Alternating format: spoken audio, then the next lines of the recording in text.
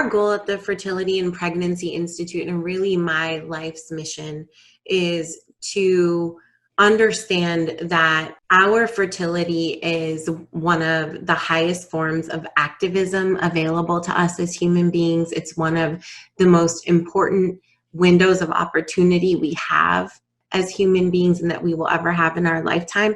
And really, it's an act of rebellion as women and female identifying persons to be able to have both the life and the family that we have always dreamt of having. There are all these societal messages that you have to sacrifice one for the other, that you can't have it all. And really, I want us to rebel as women and as female identifying people in that way. So the primeester is where it all begins. The primeester is the time leading up to pregnancy, and it is the most powerful window of opportunity we will ever have, because it's during this time that we can change our epigenetic expression. So we have the DNA we're going to have. We can't change that, but we can change the way that our DNA express themselves and the quality of our DNA, and that's what we call our epigenome. We have the power to change our epigenetic expression during the primeester so that we can pass that improved epigenetic expression down to our babies and grandbabies. And we teach that the primeester is at least 120 days because there are a number of different scientific reasons and pathways, egg development and the final stages of egg maturation, as well as sperm development and other aspects of uterine health and the immune system, that you want it to be at least 120 days, but it can be longer. So we do see a dose response relationship of primestering to the outcomes of our babies and having our super babies specifically. What I want to say is that when we talk a lot at the Fertility and Pregnancy Institute about having our super babies, and when my clients first started using this term, and they're the ones who came up with it, I was a little bit resistant because I felt like it had embedded in it social comparison. Like, if I have a super baby, that means that my baby's better than someone else's baby, or her baby's better than somebody else's baby. But what I did adopt was, you get to have your super baby, not a super baby, but your super baby. When you get to have your super baby, you get to have the healthiest, happiest, brightest, and most well-adjusted baby that you can possibly have, given your genetics, the genetics of the other person creating the baby with you, and the epigenetic expression that you are able to shape.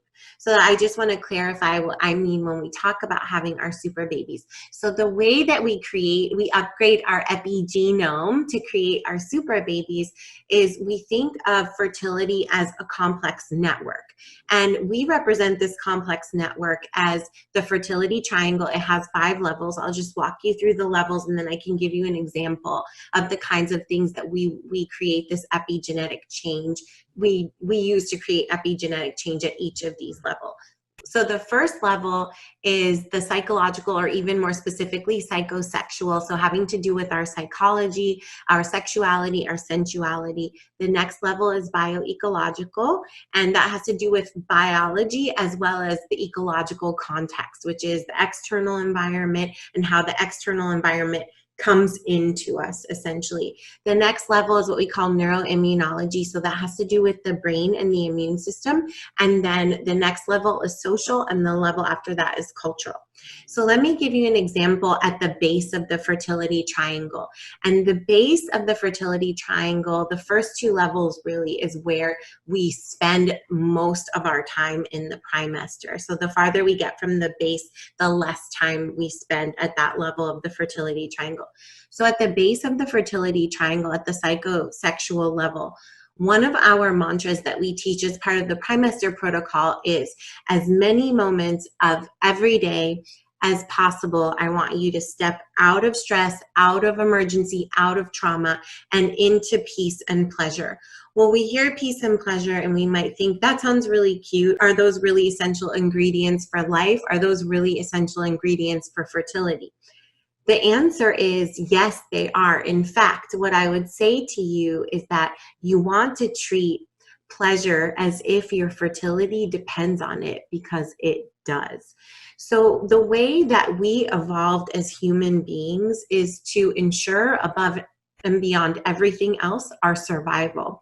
And the same parts of our brain and our body, particularly our stress response system, that are involved in our safety are involved in reproduction. So what this means is that when our brain and body perceive us to not be safe, they will put reproduction on the back burner in order to prioritize our survival.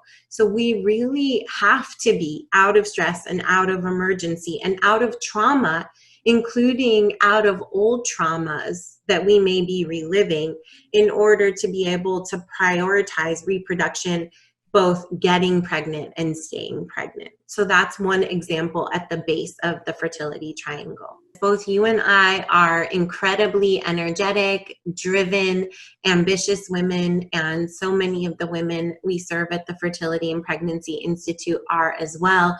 That's why they are waiting to have children until they're a little bit older, because they've stayed in school longer, they've focused on their careers, they're waiting for the right partner, their prince, their princess, or their non-binary regal person. They're waiting to have a certain amount of money in the bank to own a home, whatever it may be. And you can imagine this is the way we live today in Western society, and especially this segment of the Western society that's going, always striving for more.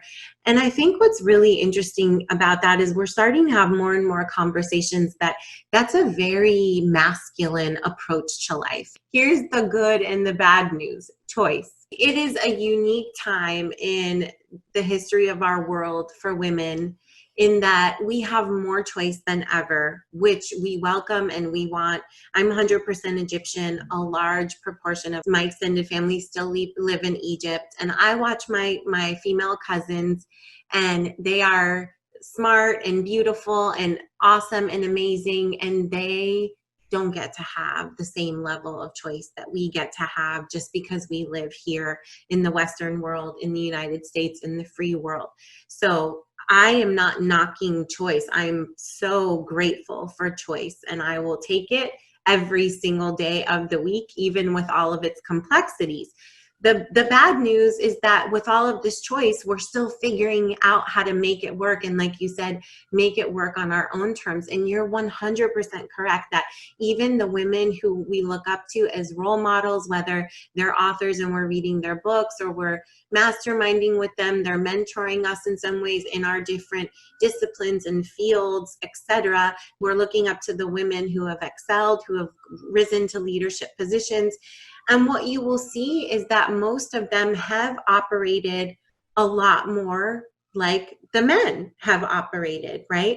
In their orientation, they may be more masculine in terms of their personality, their communication style. They may not be fully embodying their feminine or flat out rejecting it in some ways, but they also may have made decisions that feel more masculine, in the sense that maybe they stayed single longer, maybe they chose not to have children, or they had fewer children. I am a tenured professor at USC, and I will tell you that that is not for the faint of heart, especially for women, because most of the tenured professors are still male. And the female tenured professors who are from previous generations had to make a lot of sacrifices in order to get to where they were going. And for many of them, that looked like not getting to have the families that they wanted, not getting to have the whole lives that they wanted. I'm not special. I created that intentionally and deliberately, and you can too. And it's never too late to do that. And I don't care if you feel like your reproductive span may be closing as we speak, and you're afraid because you're approaching your 35th birthday or your 40th birthday or even your 44th birthday. What you dream of having in your life is possible for you when you create that vision deliberately and you take steps every day that line up with that vision. And I will tell you that there were a lot of people along the way who told me it was impossible, who told me I would fail, who punished me for succeeding or tried to punish me for succeeding. Some of them were men, some of them were women, maybe more of them were women, unfortunately. I like to call that the elephant on the glass ceiling, the elephant in the room, but on the glass ceiling, that it's women who often in day-to-day life make it harder for women, for other women to progress and to have it all, to have all the things that they want, because it feels bad to see that it's possible and that you didn't do it for yourself. And so I want you to know that I started my life with nothing, literally. I had so little. My dad was amazing. I'm one of 5 children. We had a lot of love and we didn't have much beyond that. And I really had no idea how I was going to do all the things that I wanted to do, but I was determined to do them. And I just kept looking around me and taking the next best step right in front of me. And that's what I always tell my mamas to do when you're feeling overwhelmed or worried about your fertility or your biological clock or your pregnancy or anything else. Just take the next best step right in front of you and stay connected to your vision and stay connected to your belief in your vision, and you will be unstoppable. And just because not everybody does it doesn't mean that you can't do it. I want to talk about what those factors are that seem to be driving the growing rates of fertility challenges. But before we do that, I want to say something really important, and it is something radical compared to what you hear every day, but it's completely rooted in the science. And what I want people to understand is that there are very few people in the world who are truly infertile or sterile. And so we use the label of infertility a lot, and we hear statistics like 1 in 8 couples are diagnosed as infertile. A lot of people get diagnosed with infertility because if they've been trying for 6 months or 12 months, depending on their age, and they haven't gotten pregnant yet, that qualifies as a diagnosis for infertility. However, the important thing to understand is that diagnoses in the medical care system are about being able to label something and mobilize resources for treatment. And so a diagnosis is a necessary evil in our medical system, just like a diagnosis of depression or anxiety. In many ways, diagnoses fuel additional problems, but we need to use them to identify where we need to allocate resources or mobilize treatment. The statistic that nobody ever talks about that is very important for people to know about is what we call in science involuntary childlessness. And what this means is that if you look at people between the ages of 15 and 49, and you look at the ones who do not have children, and they do not have children involuntarily, meaning it's not by choice, that is only approximately 3% of the US population. And I know it seems strange to look at that in 15-year-olds, but the reason why we look at it in that age range is because it's something that we measure in populations throughout the world. And remember that in different populations in different countries, there are different cultural norms about the right age to begin having children.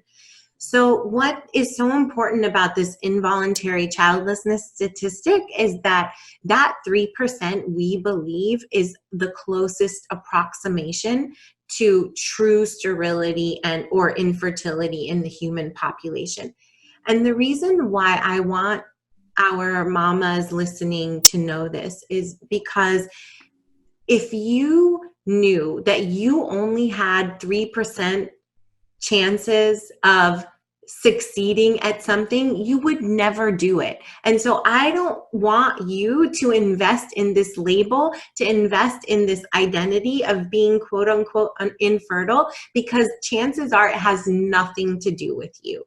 You may be experiencing conditions of subfertility, but the odds that you are truly infertile or truly sterile are very, very small. So here's what, when people use the diagnosis of infertility, here's how it's distributed. Approximately, and it's assessed usually in heterosexual couples, so I'm going to provide numbers based on that, but please know that at the Fertility and Pregnancy Institute, we celebrate and welcome all family formations, all couples, all love, and we serve everybody. So please understand that I'm sharing these statistics. Just based on the research. Exactly, exactly. So what we know is that fertility challenges 30% of the time are thought to originate in the female, 30% of the time in the male, 30% at the couple level, which most people don't know about. And then another 10% is of fertility challenges are considered unexplained, meaning there's no known physical root for them. The 30% of fertility challenges that originate with the couple, probably some percentage of that 10% that's unexplained could be moved to the category of the couple level fertility challenges. What's interesting about couple level fertility challenges is that if you are with a different person, you may never know that you have experienced conditions of subfertility, because you might be with another partner who's so fertile that they push you over that threshold of subfertility, but it's somehow the two people in combination experience conditions of subfertility.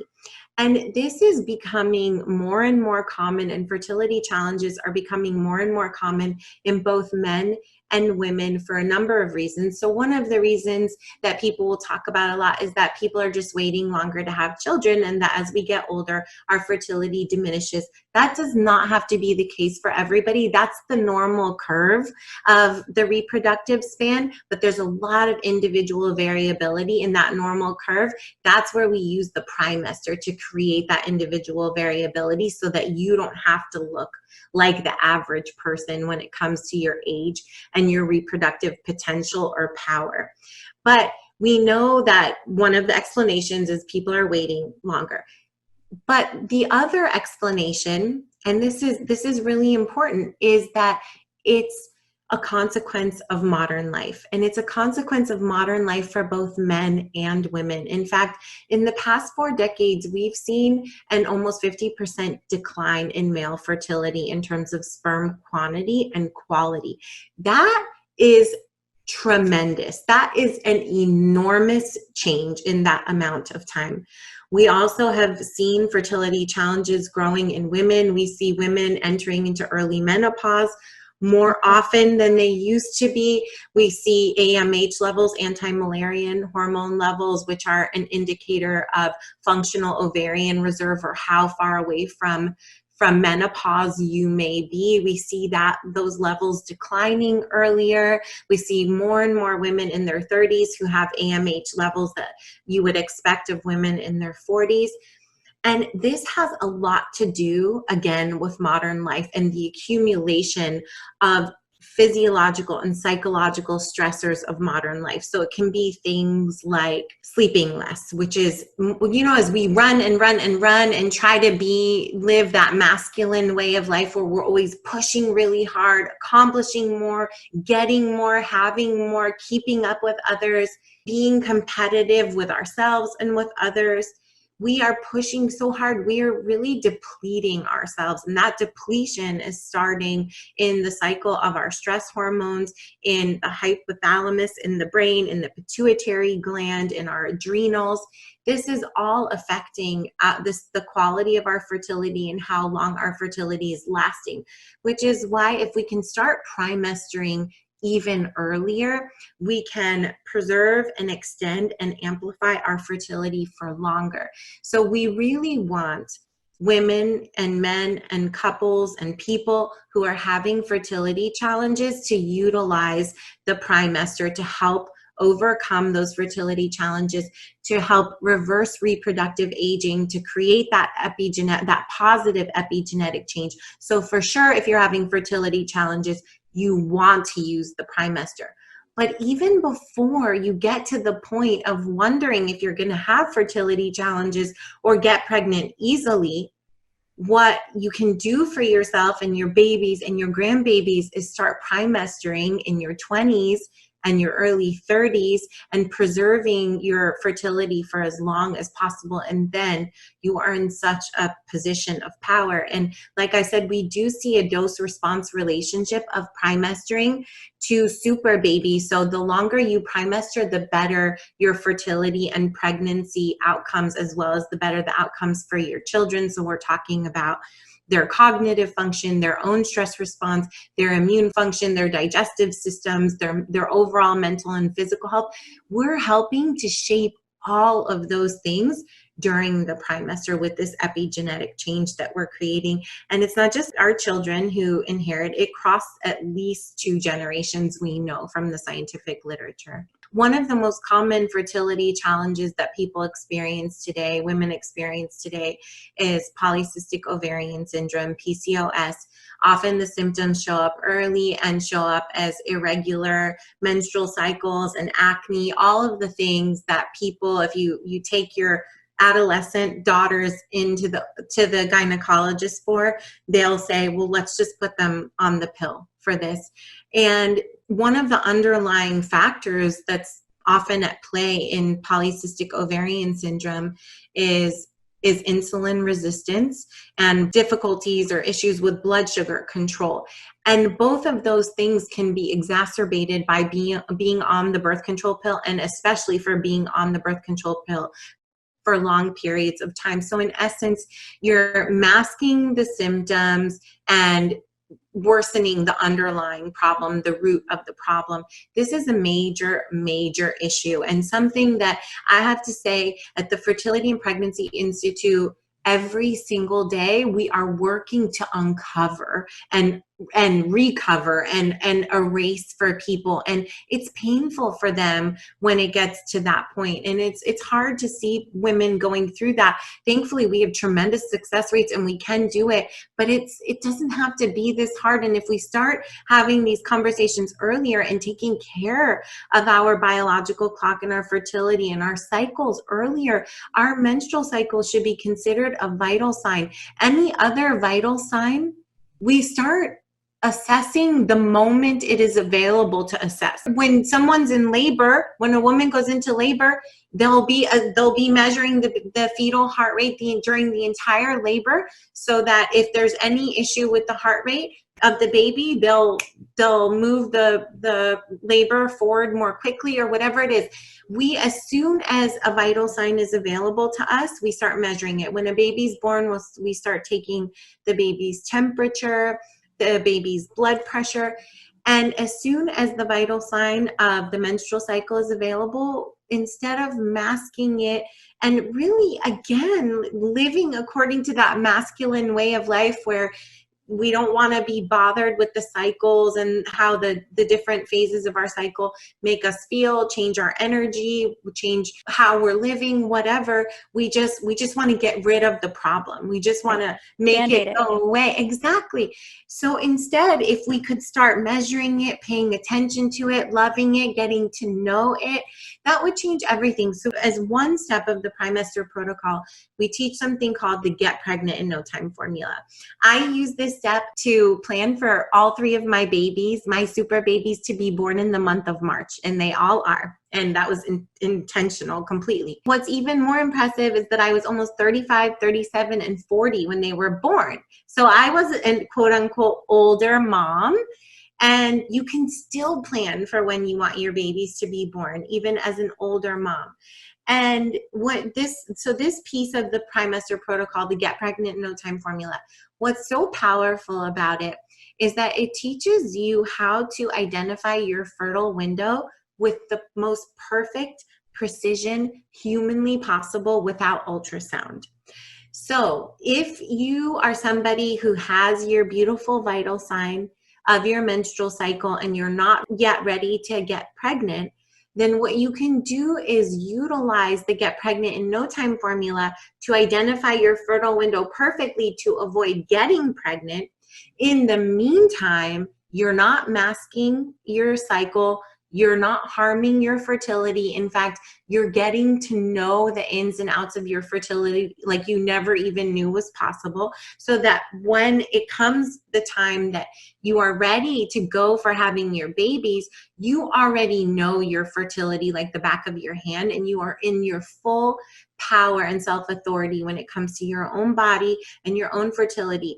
And so this is what I highly recommend for people, instead of using hormonal birth control to mask their fertility and their biological clock and their cycle, to manage their cycle using this method. And in the process of preventing pregnancy, they're learning so much about their cycle, so that when they're ready to get pregnant, it will be so easy for them. And the earlier we start doing this, the better. By the time, if you start doing this in your 20s, I was just sharing we have a private Facebook group called The Art and Science of Getting Pregnant. I still use the Get Pregnant in No Time formula to this day. And I still have the same cycle that I had in my 20s. And I'll be 42 in a couple of weeks. So it's a 28-day cycle. My peak fertility days are days 13 and 14. I have high fertility starting day 9. That is how beautiful and stable your cycle can be, and how beautifully it can work for you when you primester and you take care of it and you take time to learn about it. So look, I might have one more baby. We're in discussions about it. And I know, because I've been watching my fertility through the Get Pregnant in No Time formula, and also through annual hormone testing, which I highly recommend. And we can share a list of tests that I recommend for people that assess the full fertility system, not just AMH, which is what will commonly be tested if you go to your doctor and say, I want to know what my fertility looks like. So because I've been watching through the Get Pregnant in No Time formula and through my annual testing, if I had seen any big shift, I would know. It would signal to me, oh, you need to pay attention to this.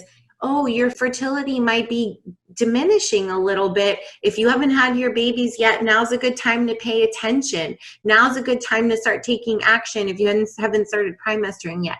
So there's so many good reasons to do this for ourselves.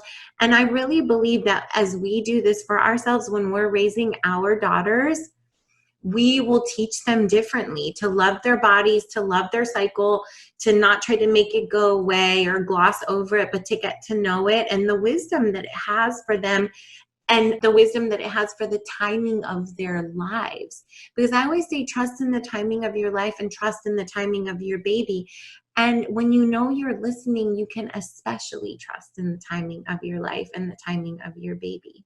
So first thing I want to say is, if you, especially for those of you who have been trying and you feel like nothing else has worked, and you've been trying for months or years or even more than a decade, and we have seen it all, I promise you, I want you to know that if you haven't addressed your full fertility system, that there's still hope for you, even if you feel like you've tried it all. And what I want you to know is, remember that fertility triangle, you can't outsource it. It's just like eating well and exercising. No matter how much money we have, how many resources we have, there's nobody who can do that for us. We can utilize the incredible technology that is IVF, but even IVF can't ensure that you have healthy embryos. It can only help to ensure that you only transfer healthy embryos. You cannot outsource your fertility triangle.